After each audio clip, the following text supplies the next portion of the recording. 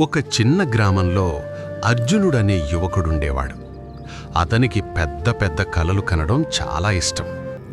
ప్రతి రాత్రి ఆకాశంలో ఉన్న నక్షత్రాలు, చంద్రుణ్ణి చూస్తూ ఒకరోజు నేను ఏదొక గొప్ప పని చేస్తాను అని కలలు కనేవాడు. ఒకరోజు అతనికొక ఆలోచనొచ్చింది. చిన్న వ్యాపారం ప్రారంభించాలి అని నిర్ణయించుకున్నాడు. కూరగాయలు పండించి పట్టణ మార్కెట్లో అమ్మాలనుకున్నాడు. ఆ ఆలోచనతో చాలా ఉత్సాహంగా తన స్నేహితులకు, పొరుగువారికి, గ్రామంలో ఉన్న చాలామందికి చెప్పాడు. మొదట అందరూ నవ్వుతూ అన్నారు, వావ్, చాలా మంచి ఆలోచన. కానీ కొద్ది రోజుల్లోనే పరిస్థితి మారిపోయింది. కొంతమంది ఇలా అన్నారు, నీ దగ్గర డబ్బు లేదు కదా, ఎలా మొదలు పెడతావు? ఇది చాలా కష్టం, నువ్వు ఫెయిల్ అవుతావు. ఇవన్నీ వదిలేసి అందరిలాగా ఒక సాధారణ ఉద్యోగం చేసుకో.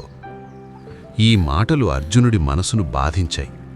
తనపై తనకే సందేహం మొదలైంది. వాళ్ళు చెప్పింది నిజమే కావచ్చు, నేనిది చెయ్యలేనేమో అని అనుకున్నాడు.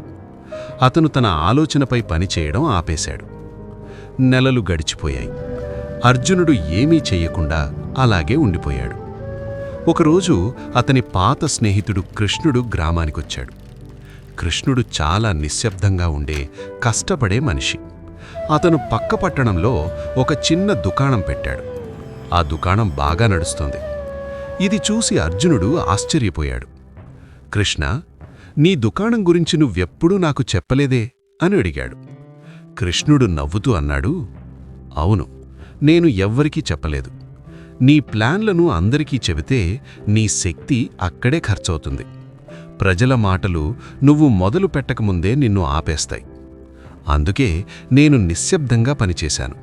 ఇప్పుడు నా విజయాన్ని మాటలు లేకుండా కూడా అందరూ చూడగలుగుతున్నారు. కృష్ణుడి మాటలు అర్జునుణ్ణి లోతుగా ఆలోచింపజేశాయి. ఆ రాత్రే అతనొక నిర్ణయం తీసుకున్నాడు. మళ్లీ ప్రయత్నించాలి, కానీ ఈసారి నిశ్శబ్దంగా, ఎవ్వరికీ కూడా చెప్పలేదు. ప్రతిరోజూ ఉదయం తొందరగా లేచి తన చిన్న పొలంలో పనిచేయడం మొదలుపెట్టాడు. డబ్బు సేవ్ చేశాడు, విత్తనాలు కొన్నాడు, తప్పులు చేశాడు, వాటి నుంచి నేర్చుకున్నాడు. కొన్ని నెలల తర్వాత అతని తోట పచ్చగా, తాజా కూరగాయలతో నిండిపోయింది. అతను వాటిని మార్కెట్లోకి తీసుకెళ్లాడు. అన్ని కూరగాయలు అమ్ముడుపోయాయి. ప్రజలు ఆశ్చర్యపోయారు. అర్జునా, నువ్వెప్పుడిది మొదలుపెట్టావు అని అడిగారు.